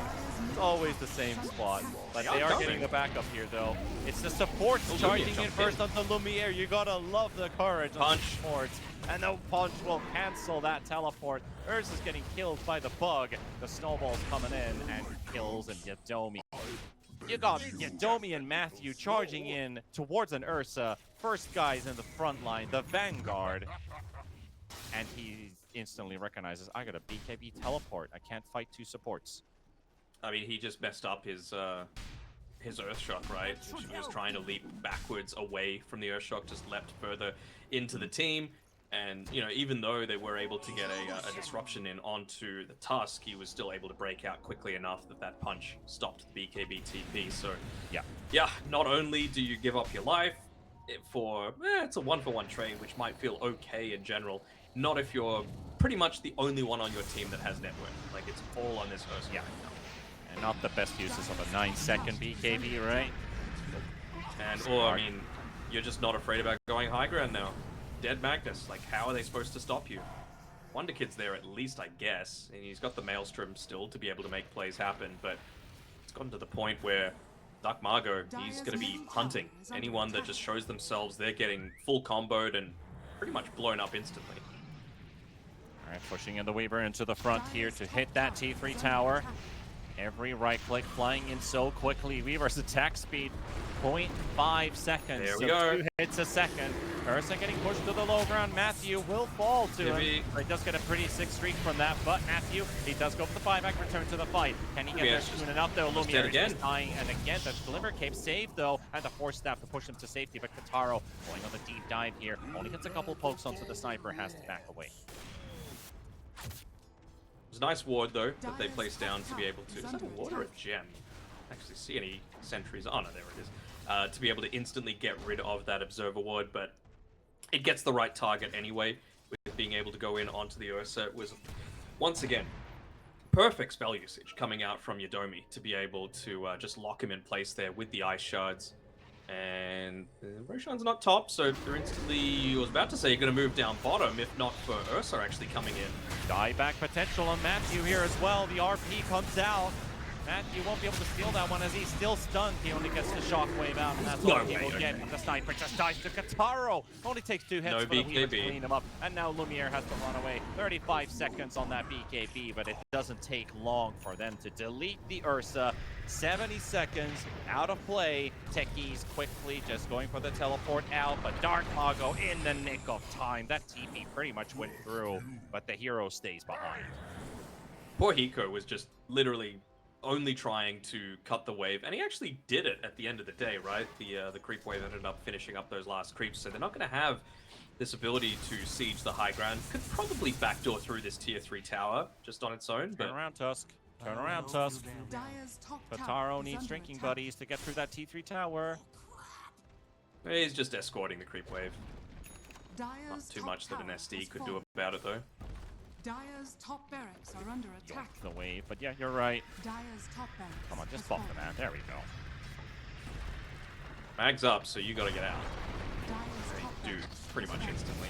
Yeah, Dark Mago getting pushed in, but if BKB's up, he's got all of his spells on cooldown. He's hoping to get himself out of here. 1000 HP, 700, 500.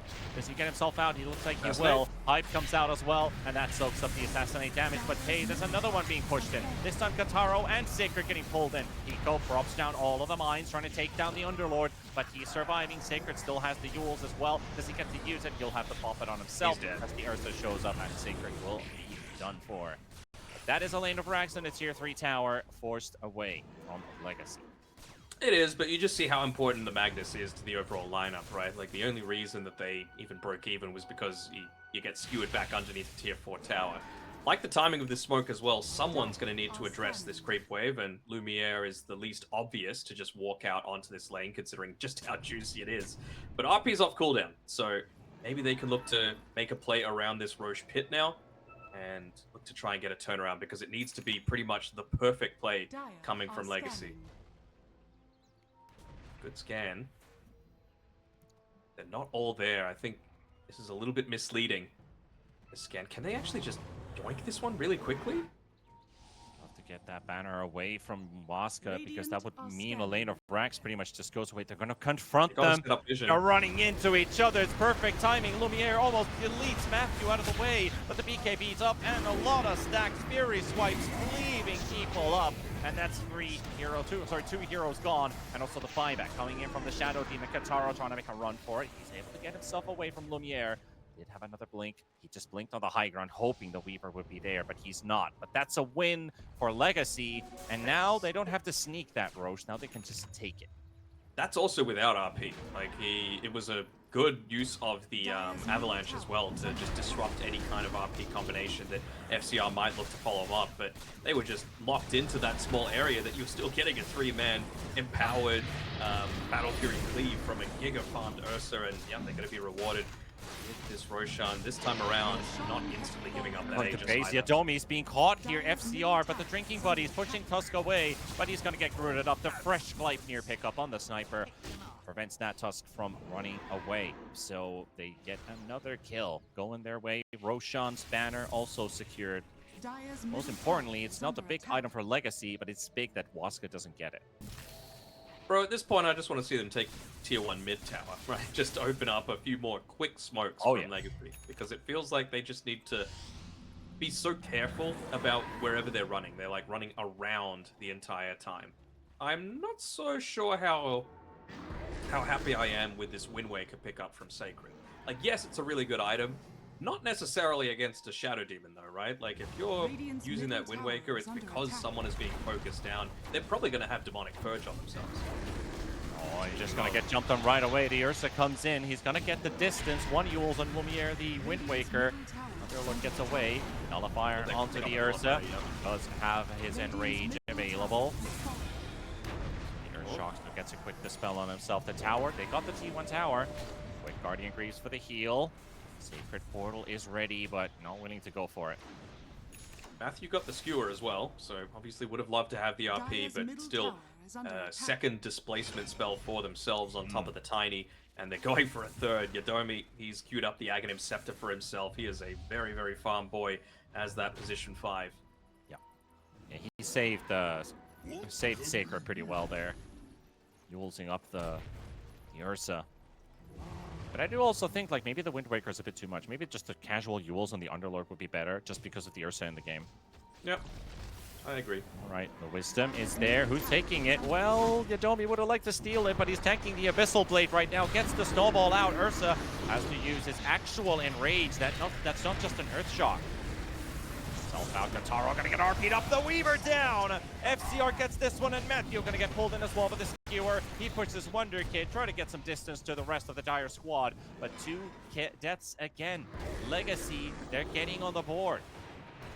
They are, and it feels like Waska are just trying to be a little bit too clever with things, right? Like, is there any real reason to push into this bottom side of the map where at that point you had 0 vision and topside's pushing in? You know, you've already got super creeps there. The tier 3 tower is already taken, and you're fighting into an Aegis. Are you really worried about just stalling the game out for another 2.5, 3 minutes?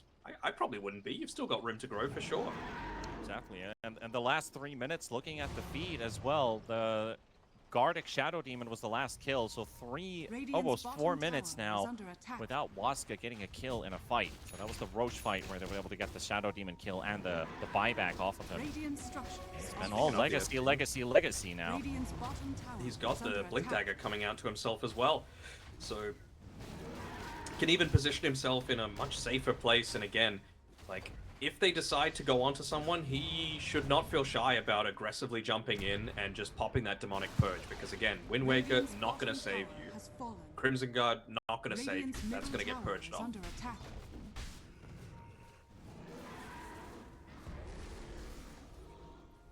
Pretty scary looking lineup here for Legacy now. Sniper getting towards, well, I wouldn't say another damage item, but the BKB is lined up next. But this Ursa is getting 6 slotted. It still feels kiteable to me, right? Like, there are... You either run into this Legacy lineup and you get punished, or FCR hits the perfect RP and, you know, he kills you. But other than those 2 avenues, it feels like Waska have many more opportunities to be able to get some kills happening, right? Like, if Matthew steals Skewer, you can Skewer back. You've got Toss back into the rest of your team. You can wait for Tusk to get into his Aghanim Scepter himself, just so that you have those quick pickoffs. You're able to take out some of that supporting cast. We haven't actually seen a lot of tossbacks this game, but it is there. That could still be a surprise element if Legacy ever shows a hero and Waska's team is nearby. You can definitely play with that. 5-man smoke coming through here. Gonna try and make the most of this. Still 20 seconds left on that Aegis, so want to find a kill quickly while they can. Maybe trying to bait someone out that was going for a power rune, but looks like Legacy are going to hang around that area. It's an arcane rune, not the worst for an Ursa. Not at all. And of course, talking about like he's gonna get to his 25 talent if he wins this fight. Legacy, they've got 2 buybacks and 2 as well on the side of Waska. Sniper. It just and goes. The techies. Top wave is pushing in though, and because nobody's showing that creep wave inside the base, already pinging out, you have to defend this one, and Waska probably knows what's up. Dire's middle tower is under attack. Aegis has expired. So he's going no. into an Octarine core on this Tiny. I'm not Looking sure at the how I same feel thing. about that.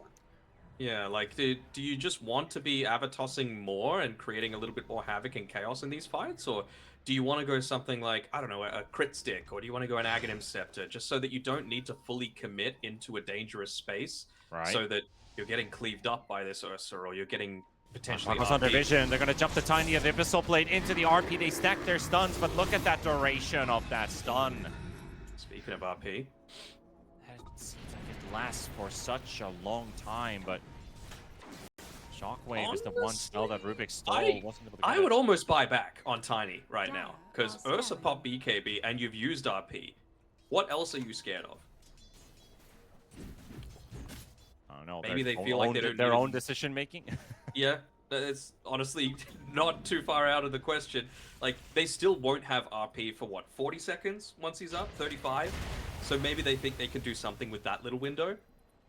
But I mean, It's the bottom lane's safer already way. pushing in. This is the chance to potentially Dire's just bottom win the tower game. is under It attack. is the safer way, right? Sacred. He spots Sacred? the targets coming Why in, are you- and now he's gonna get pushed in, and without any Why? backup, he's just dead. Why, The T? same Why? area. The same area where they literally why just put caught solo? in the river with this ward right here that has Dire's spoiled 2 bottom heroes' tower lives is under already. attack. Radiant's middle Bot lane tower is pushing under in. attack. Just go to the bot lane. Hell, go to mid lane instead. There's no tier 3 tower to worry about. The creeps were getting rid of backdoor. Yeah, And bit of instead it's your indecisiveness. tier 3 towers getting Has hit. fallen. Yeah, a bit of indecisiveness on the side of Waska, but you gotta get something done. The glyph is already forced out on both Radiant's ends. middle Banner has tower also is been under dropped attack. in front of their base. Ursa's gonna get these buildings, maybe Dire's even the bottom sniper. tower is under attack. That range damage. Tiny trying to get some damage done here. Not a lot. The Gleipnir keeps him on They're the forced spot. to TP back though. FCR's not there. He's there, and they're pinging that out. They're pinging the fact that the Magnus had to TP back because they were ratting the tier 3 tower. So if there was enough people around that they felt like they could make some plays, they might have gone for a bit of a dive here onto Wonder Kid in the mid lane. Because again, Magnus is the scariest hero. Like, you might have all the net worth in the world on this Ursa, but he still needs the control that is pretty much only coming from Magnus to be able to make it work. Just gotta love this.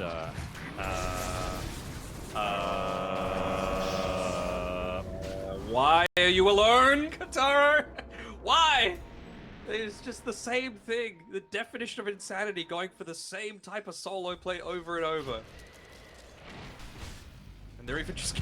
There was a ward there the entire I don't know how to time. react to this because this is it's such a weird phase in the game, right?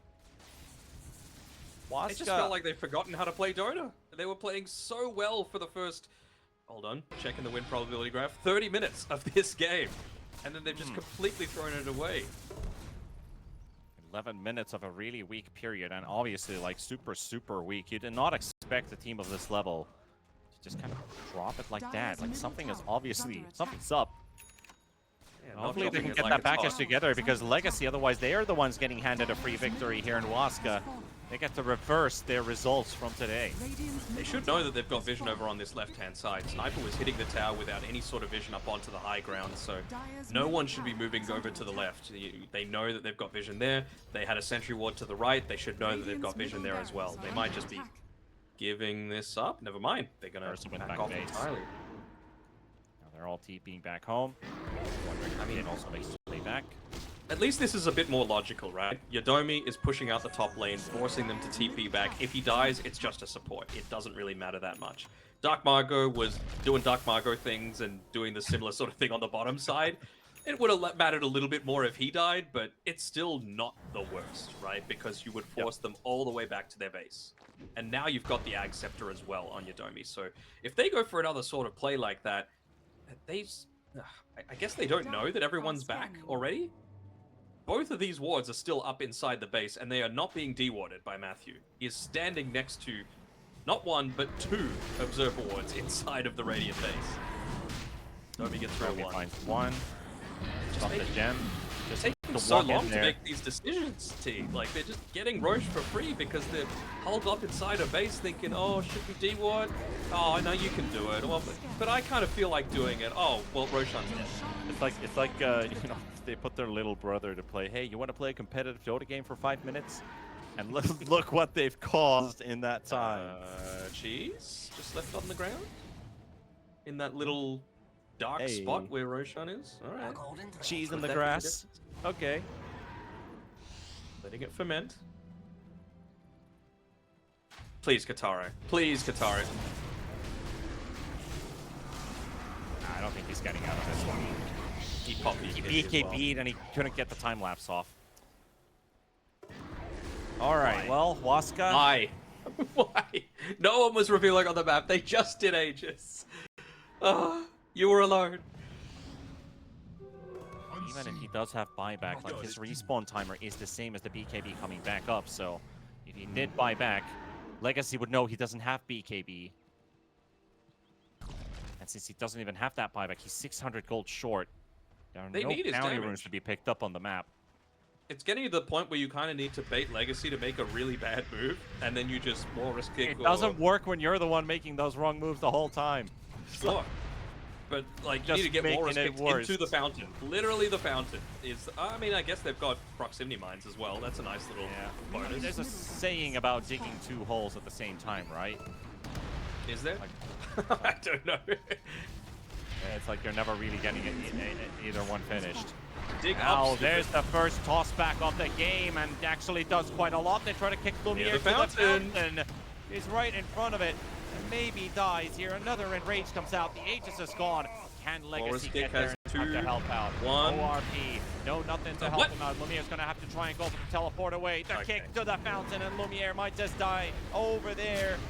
He's got 19 stacks of fountain damage, and that will help them get the kill. They will lose a lane of racks. He does not have buyback. He does not have buyback either. They're portaling the- in, going for another Sure. catch. They've caught the Take tech a piece. freebie. Get 2 kills Top lane's going their way. pushing. Okay, they literally just kicked their little brothers off of their PCs and started playing Dota again, but let's see how this one ends. They see him. Over the buyback. The lift from onto Magnus by Matthew. Has the skewer. Can't push him even further away. That Rubik is flying and soaring in the air. RP is up. In the air. Magnus gone. Has RP. Has a refresher. Has buyback. He's got the whole kit. But they don't do anything with it. With their Ursa is not going to be coming back into the game. 300 gold short of a buyback. What can Waska do? Is there any... God, quick maths. No bounty runes coming up anytime soon. Anyone have Love a... to force buybacks, right? You should hit tier 4s instead of going for megas. But it's yes, fine. they're just going to take the It's fine. This is a safe route. Yep. Especially now that Magnus is alive. You don't want to get anywhere remotely close towards that fountain. I love it when a plan comes to fruition, T. We're talking about that fountain potential. Oh, miscommunication. Starting with FCR. Kotaro gives the tip. And there's the mistake. There's the mistake you were waiting for. You're going to get it, Danog. Pressure. 10 seconds for the Ursa to be back up. Can they do enough work here before the Ursa comes back alive? Wonder Kid, BK beat up, takes down Yadomi, Gem down to the ground. Kataro doesn't have the damage to hit that Ancient, and without the Tusk, doesn't have his drinking buddy. Underlord TP's out as Hiko landed the stun down on the ground. Kataro's away. FCR on the chase, but cannot find his target. Mega creeps. But it could have been potentially a couple kills off of Waska heroes, if not for that little mistake. You've been waiting for, probably, Waska has been waiting for 2 Dano. For sure. They're just waiting for a little bit of extra information right now. Playing to push out some of these lanes. Of course, it takes a lot longer with the Mega Creeps, and Lumiere, he's standing right next to that amp damage rune in the bottom side of the river. They want to find a quick pick-off. They want to find anyone that doesn't have the buyback right now. Unluckily for them, everyone has buyback on the Waska side, so if they were to find these quick pick-offs, they will be able to have that secondary life. Yeah, they This got a time around, payday out of those Raxters. Wonder Kid's got the Lincoln Sphere as well, so he's not going to be the one that gets kicked back. Dire are scanning. He's just backdooring this. Bottom tower I is think lot of what damage. they might also be considering the teleport with the portal straight to the enemy base. This is TI lower bracket finals time. It's Top lane the needs to racks be on addressed. the back door. You could do the base race. Creeps are in there. Hiko's trying to defend it. Backdoor is off again. Have to pay attention if that happens. Wonder Kid just TP back, so probably not going to go for that sort of play. Does mean that they can get out of the base though. Just so much extra pressure that these mega creeps provide. Yeah. Massively pushing the lanes out. Talking about the buybacks, who doesn't have it right now? That's probably the better question. They just Two think heroes, the I like SD illusion had the Tusk debuff on him, so they know. They're smoked up and they're coming their way. So Waska, they don't have the elements of surprise anymore. Courier flying in. Level 25 on the Tiny as well, so multiple ways to be able Techie's to pass. halberd would be on that courier. Matthew spots it. He sees the talisman. He wants to Dire's kill that courier courier. He's has got been it. killed. So no halberd for the Techies. Matthew's been playing pretty damn well this game. He's the foundation of this team. He's the rock. Not the actor. I knew you were going to say that. Who's the Stone Cold Steve Austin then? Kataro, don't do it. Yeah, maybe now you do it. There we go. Damage. Can with the 25 Geminate attack. Talking about hero levels. Sniper, Rubik, Tusk are the ones who have the least levels this game. They're both 22. So no 25 talents for them. For a while, at least. Wonder Kid's just been too far away from a lot of the action to be able to get the XP in his back pocket. Who's the next one to get 25? Magnus? Longer RP duration. I still feel like you need to put everything on the back of this Ursa though, right? Like, can he even get bigger? What are you actually going to get rid of? I guess the phase boots, but... I mean, it feels great when you've already got Swift Blink and the extra movement speed from the Ninja Gear. Yeah, you can do that. A little bit too far forward again, are we, Kataro? Maybe. This think time they've around, he's learned. at least got Yodomi there, right? Like, just get your support, use them to, your 4K Tusk support, not MMR HP, to be able to just Yeah. play around him.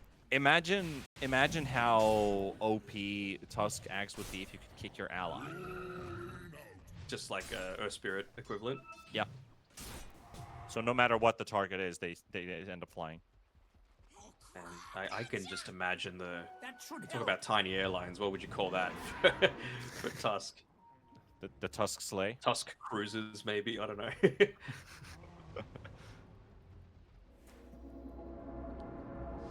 We'll think of something. FCR, Shadow Bladed in the middle wave with the wards placed down. They see Sacred. Can he get a straggler? Wind Waker there from the Underlord. Just to be sure. Top lane. They ping out the portal onto Gardic. They're coming in. It's Sacred Yadomi. They're coming in. They kick Gardic to the other direction. But Matt Lumiere gets the jump in between. Matthew is dead. Yadomi does get the fight versus Gardic. The Shadow Demon in trouble. Taking a while. Here. Lumiere The boys is are coming here. in though. He's got 4 seconds for another blink. He's going to go straight for the Underlord. Trying to get the kill on him. Kantaro trying to line up the right clicks. Lumiere, he does lose a quarter of his HP. Found There's him. the RP from FCR. He might be able to get another one off here. No, he doesn't actually even have the refresher anymore. He used it before. Yadomi pushed down. Gets harpooned back in, skewer to the arms of the Sniper. Sniper flown in the air. Here comes Dark Mago. The BKB's already forced him the Sniper though. Kataro doesn't get to do damage. And the thing is, they're doing this entire thing Dire's 4v5 ancient because is under poor Hiko is just stuck in base on poor tower defense duty. Gardic lived forever and ever in that fight. Didn't even end up going down. The power of multiple demonic cleansers, being able to have a little bit of extra safety. I think he had a couple of braces in his inventory at the time. Yeah. Might be trying to get Dark Margo, who once again is in kind of deep away from the rest of his team. Dire are scanning. Extra 400 HP per bracer in your inventory. He has 2 of them. Dire are Difference scanning. between life Could and this death. Roshan But attempt actually there's cause a them cheese. issues? Taro, didn't does he see the Abyssal? cheese? Roche is on top of him. He can't see it yet, but somebody's got to see that, right? Somebody's Maybe. got to notice that cheese. Eventually, maybe. Come on. Anyone. Any day. Maybe when there's another one. Maybe they'll merge together into a mega cheese. Mega cheese. Full wheel of brie, right? It's just a wedge at the moment. Yeah. All right. They should now But see please, the like. Come on, come on. They pinged the the other one. ones. Ugh, What? It must be in that perfect spot where like you have to be right on it to see it. I looked at their fog and it shows the cheese, but can they really just not see it? Guess not. This has got to be the craziest cheese. Now they're smoking Hold on. towards top. They do get themselves Dark Mago. Lumiere is on top of him. The portal comes out as well, but it's a bit too late. But can they get something done with it? They kick Lumiere back into the outpost.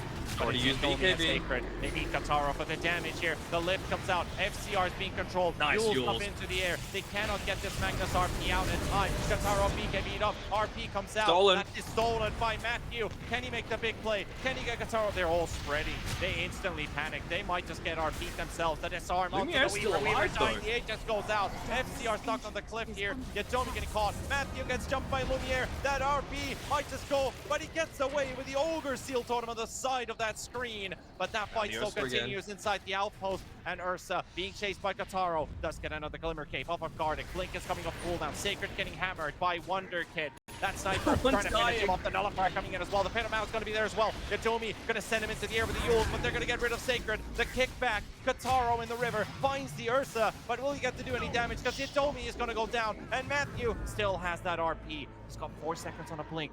Gardic coming up with the buyback. Tiny does have one, but no Underlord, no Tusk. Does have a shield rune though.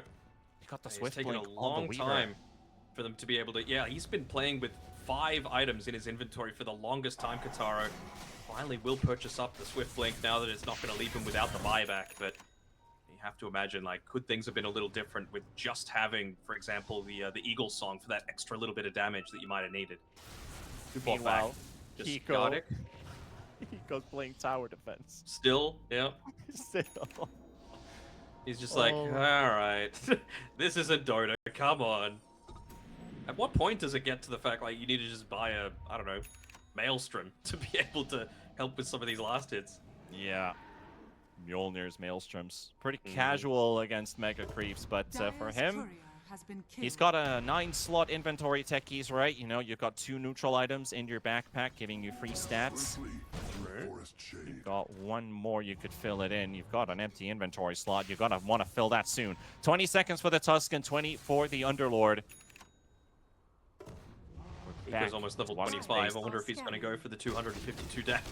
Radiant's bottom barracks There's also are still the tier 2 up in the top lane, so this is just going to be a lane of Rax.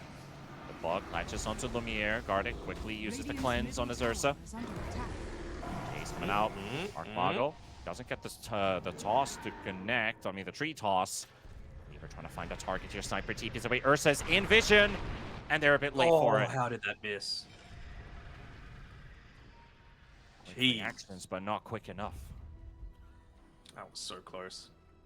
Oh, proximity mines activation delay. Come on, Hiko. You gotta go the damage. You gotta go the memes. A bounty which my matriarch will prize. I mean, he could use that damage to clean those creeps, right? Mm-hmm. Doesn't have enough attack speed at this point. Yeah. Trust me, Hiko's going to carry this game. If he ever joins a technically, team he fight, I is agree. carrying the game because he's playing the PvE aspect. Mm-hmm. Got it. Guys are doing the battleground. This guy is just farming his tokens or something. So I wonder if they feel like they can play regular Dota now on Waska, right? Or if they feel like you need to go for that all or nothing play of the Fiend's Gate TP in when there's mega creeps pushing inside of their base, right? Because they do not all have buyback. I guess that's one thing that's holding them back from it, right? Yeah. Underlord and Tusk don't have it at this point. Tusk looking to prioritize getting the Aeon Disc instead. Not sure how I feel about that, considering you're playing against a Nullifier. So how effective is that going to be? Mm-mm. But And I also think they need to meet certain criteria. They need to get the glyph out. Yeah, that as well. If there's no glyph, then you could make that play. You Hold on. could make that Hiko? split decision moment to do it. The ping and Hiko and Matthew went for the dive, try and pick him up, but just out of range. Again, probably if it was daytime, they secure that kill because of just the general vision, but Yeah. could be the case. Still holding on to that RP. How long has it got left? Maybe I'm guessing 40 maybe seconds? 25, 30 seconds. Yeah. Lasts a while once it's that level 3, so just slowly moving on forward. I'm sure Matthew's saying, "Come on, guys, let's go do something. Want to make the most of this. BKB or not, I can have a huge amount of impact." Someone is going to Running reveal out the soon. If they don't see an opening for it, that's going to be a bit of a waste because he spent that entire last team fight trying to keep away from the Ursa and get his blink off cooldown. Was always hit by something, and then Lumiere would jump in once. He got away with the Ogre Seal totem out of all things. Yeah. Not going to be the case. It's expiring in a couple of seconds. Yeah, it's gone. Kataro. The timing is perfect because they run under vision. That smoke pops right on the spot. Gardic might have survived the last time. FCR has to go for the BKB skewer away. Gardic What? got out. And he's gone. How did he get out? Snowball is onto FCR. He gets kicked backwards, but that kick doesn't even take him anywhere. They're going to have to That's a toss better him one. to the low ground. The lift comes Look, out. nice They've lift. got him. They got the Magnus. He's gone for 2 minutes. Man, that would have been a guaranteed no Gardic if they just focused in onto the Shadow Demon, right? He bought back in the previous team fight. Probably still has that extended death timer coming through. Yeah, full 120 seconds if he was to go down. Now they've got the power of the Mega Creeps. They just need to not stack up. Exactly. He does need a bit damage. Maybe force the buyback out, but not getting the kill. Techie's is gone. That's going to be an instant buyback required. Sniper getting a bit of damage up with the Gleipnir. Gardic going to have to run away. Magnus coming to the buyback. Now they're on the runaway. Matthew's already out. RP comes through. Will connect onto the top though, but it's not the Weaver. Not the one that they wanted. Kataro is out. Tiny's rolling away. Gets hit by the Assassinate. Lumiere there with a nullifier. Will be able to get this Tiny kill. Taro in a bit deep there, but doesn't get jumped as Legacy use everything to catch that Tiny. They have to back off. There's an amp damage rune in the bottom side of the river, and we have a Midas being purchased up as well. Sure, why not? They just want to guarantee some tier 5 items when Techies is using this one, because it's ticked past that 60-minute mark. Kataro still making his choice. Force Boots, nice. Prevent yourself from being kited out. It's a pretty good one. Kataro, the same thing. Plenty of movement speed as well, so he can absolutely feel confident with removing those phase boots from the inventory. Is under attack. Now it's just a ag rare blessing thing- basically for Lumiere, right? Rare thing for the Weaver as well to scuttle faster, right? Mm-hmm. Force Boots with the Swift Blink. Hiko with the Seer Stone. MKB for Kataro What as well. else? What else neutrals do they have on their lower tiers? Actually, while we wait for the tier 5s, I'm going to look at what they have. So Techies has Eye of the Vitier, Ceremonial Robe, Telescope. Dude, Seer Stone, Telescope, both together. I have tested this in Demo Hero when they first introduced Spoon Stat. You can jump off of a bigger screen than your regular 1920 1080 screen. You love to see it. They even put down a... I think someone picked up the cheese, dude. They did? Is it on the... It's not on the Underlord, though. It doesn't have it. They instantly Who's ate got it. Someone... I mean, people don't have enough Lotuses. Did someone literally just eat it? I think so. I can't find it on anybody's courier either. Nope, no one's got it. What a waste. Mirror Shield's a pretty nice thing to have. On Magnus, especially. Can't get lifted. I mean, you consider stuff like the toss as well, right? Yeah. Or quite nice. Snowball. Or Snowball. Are scanning. Roach is up, by the way. Kataro times it perfectly. Shikuchi in the pit. Roach is right there. It been can a be a bit while. griefing when you have the Mirror Shield against the Tusk, though, right? Like, if Tusk realizes that, you can just snowball and then go to a really unsafe place, you know, Yes. right in the middle of the rest of your team. The ultimate mobility, right? Roshan has fallen to the radiant. Or forced movement, I guess, in this case, where you can just, if nothing else works, use his own tools against him. Look at all the saves that they've got now, right? Like Rubik has a huge amount of range. You've got one Wind Waker, soon to be two. You've got Lincolns. You've got Tusk Snowball. You've got Book of Shadows. You've got Another Book of Time-lapse. Shadows. Yeah. A ton of stuff. And you've got Mega Creeps Oh. constantly pushing in, just making the game easier and easier. You have to deal with these creeps. They're gonna take your throne, and you don't want to have to pop that glyph purely for Mega Creeps. Tier 5 token just lying on the ground. Sure. Pick that one up, and that is Rubik deciding what he wants. So remember, no buyback on Mag or Techies, so you would have to imagine they are the priority targets right now. Look at Telekinesis lift range now with Seer Stone. Now, pretty nuts. Even longer than the one we saw before. Book of the Dead coming through from the Underlord, just adding to the full-on rat. Yeah, Fiend's Gate plus Necronomicon units. Feels good. All buybacks up on Waska.